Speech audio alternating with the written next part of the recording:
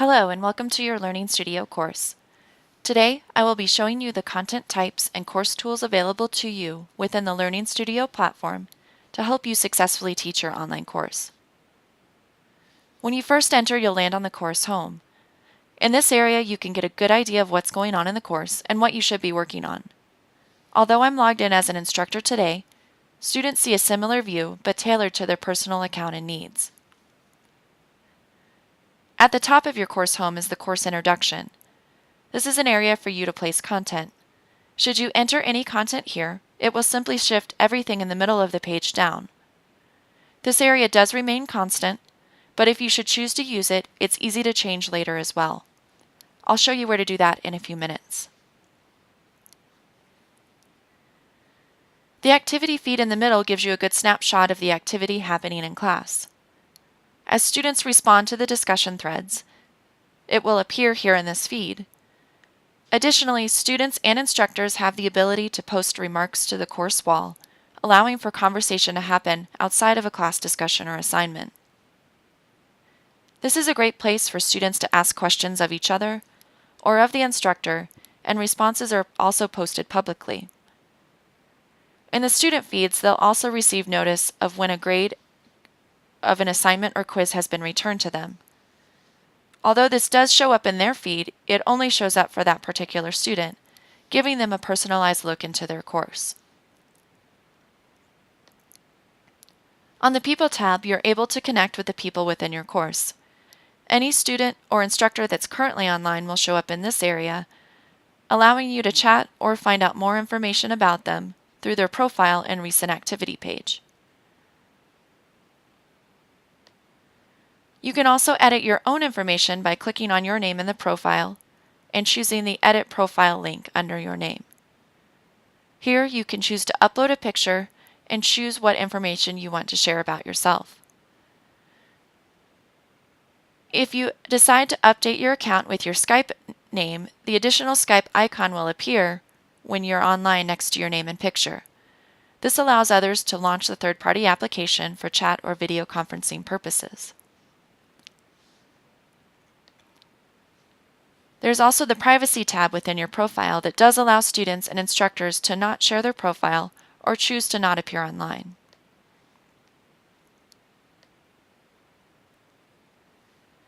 As we move back to the course home, you'll find the course announcements along the right-hand side.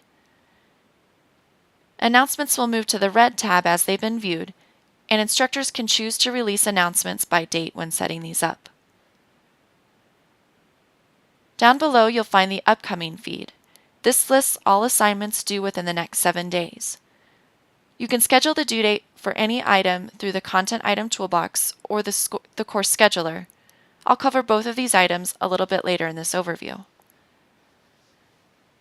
There's also an instructor-only item in the course home called For Review that allows you to see all assignments and quizzes that have been submitted by students for review.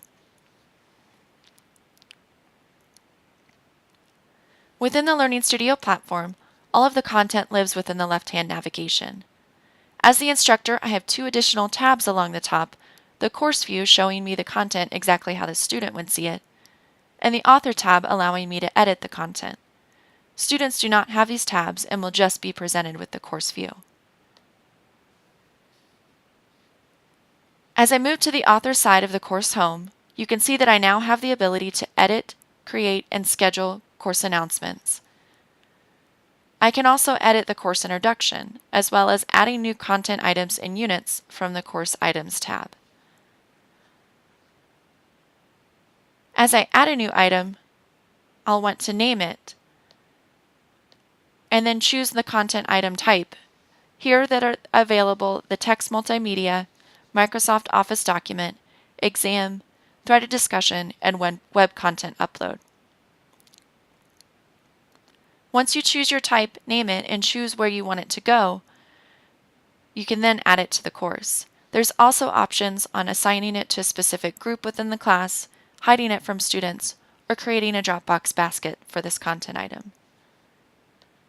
It's important to note that while the units in my course are labeled Week 1, Week 2, etc., you can name the units and any of the content items anything you would like.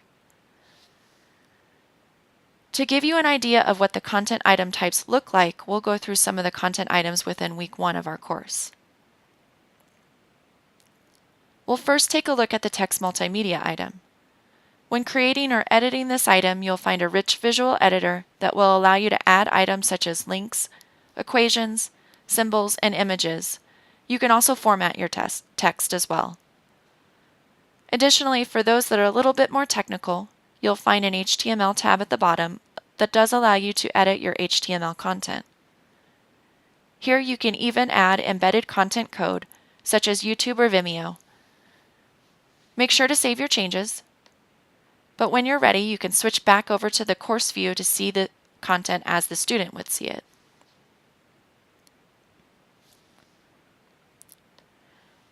For the Microsoft Office document content item, the LearningStudio system allows you to upload your Word documents, Excel spreadsheets, and PowerPoint presentations directly to our platform. After searching for your content and choosing to upload, the platform will convert the document to HTML to easily view within the frame of your course. If you find errors within your document, you can download a copy of the current document from the author side, make your changes and upload it again, or choose to upload a new document altogether.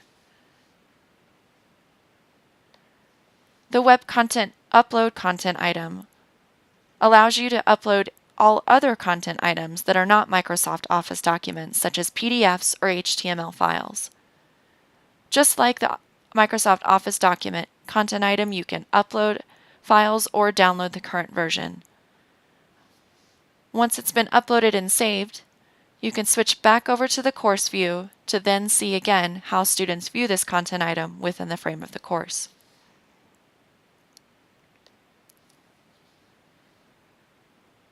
The threaded discussion content item will allow you to put in HTML-rich content within the prompt of the discussion thread.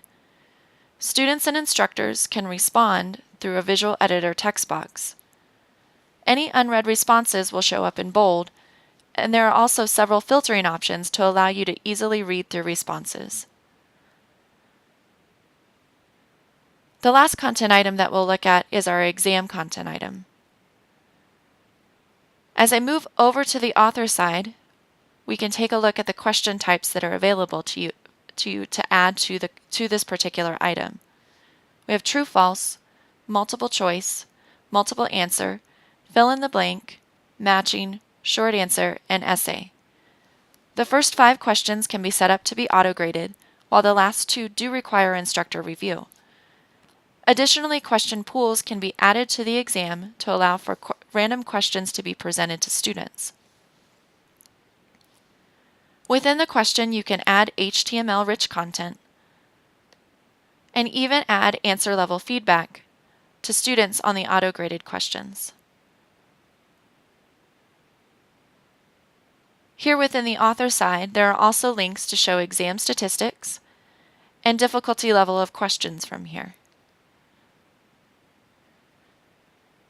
Every content item, not just the quizzes, do allow you to edit the content item toolbox. Here you can edit the schedule, including the due date of the content item. You can move it from within the unit or to other units, or delete the content item altogether. Here you can also assign this to a particular group within the class as well, or hide it from all students. Exams have additional choices for how to display questions, giving students a time limit, or allowing students to retake the exam. There's also options on how the results display to students in the gradebook, and configuration settings can be modified as needed.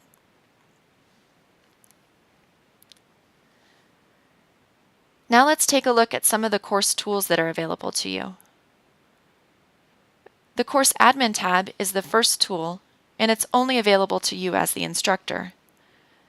Here you can change course settings such as course title, how to display unit titles, and any other unit content item navigation preferences. There's also options to enable or disable tools. When you disable tools, it will then remove it from the toolbox above, or the toolbar above. You can also change threaded discussion preferences, such as whether students are able to respond after a certain date or whether they can edit their response at a later date. In the course scheduler, you can edit the dates for all of the content items within your course, choosing to restrict access or before or after certain dates, as well as assign due dates. If you remember back to our course homepage, the due dates that you assign here will create the upcoming feed within the course home.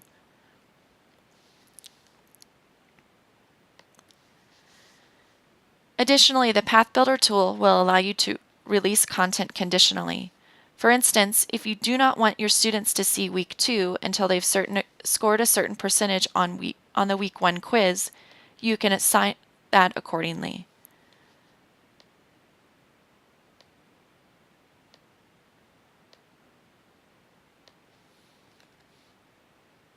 There's also options to hide the content until it's triggered. Other triggers include responding to discussion threads or submitting quiz or exams or assignments. Within Course Admin, you can also create groups.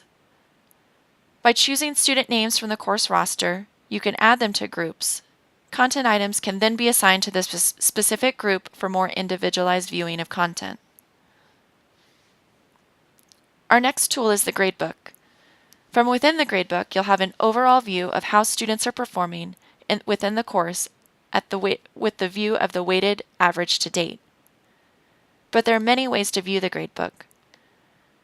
If we move to Show All, we can not only see each assignment and how students are doing within the course, but all of the links here are active, and it quickly allows us to drill down to find out more information about a student, an assignment, or how students are doing on a particular assignment. As I click the assignment heading for the week 2 quiz, you can see here that I can enter numeric grades, letter grades, or choose whether or not I want to share it with the student. I can also enter comments. These options are available for all items within the Gradebook. Exams have additional options to reset the exam or grant additional minutes. If I click on a student's name within this view, I can see the Gradebook detail view. This allows me to enter the same information that we were looking at on the assignment level view, but I can also review how the student performed on this particular quiz, and also leave individualized question level feedback.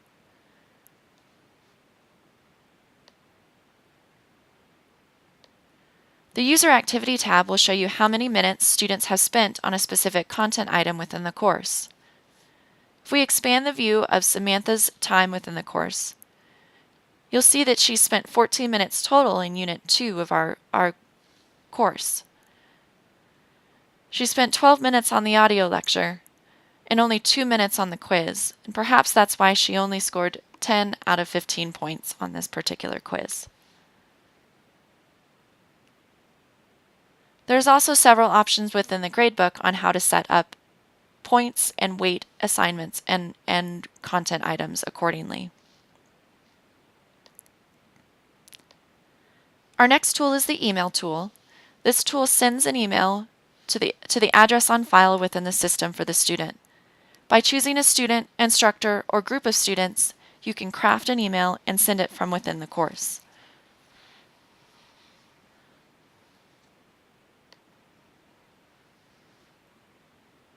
The live tools are synchronous tools for students to use to communicate with each other.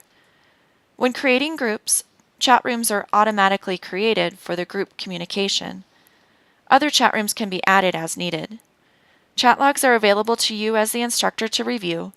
Additionally, this is where you can access Class Live to lead to a synchronous whiteboarding session through Illuminate. Sessions are automatically recorded and stored for review from both students and instructors. An additional link with more information will be provided to you regarding Class Live at a later time.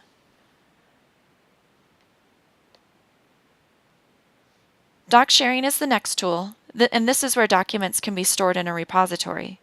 Again, if student groups are set up, Folders for only that group access are automatically created. As the instructor, you can see which resources are being downloaded and have the ability to edit or delete a resource.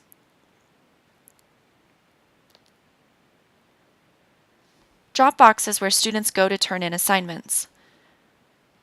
When in the toolbox of a content item, you can add a Dropbox basket that corresponds with the item on the left-hand navigation. Once a student submits their assignment, you can download the assignment within the Dropbox basket. Here you can insert a numeric grade, a letter grade, and choose whether or not you want to return it to the student.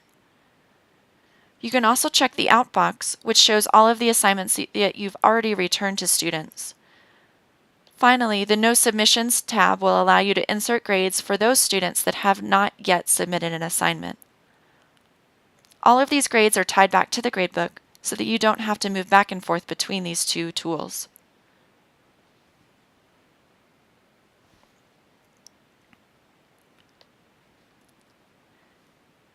The journal is a tool where students can create notes and choose whether or not they'd like to keep them private or share with the instructor.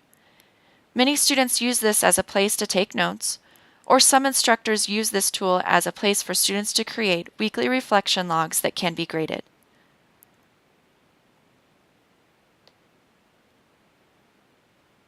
Here you'll find a visual editor for any of these entries, and then options on how to share with the instructor or keep the notes private.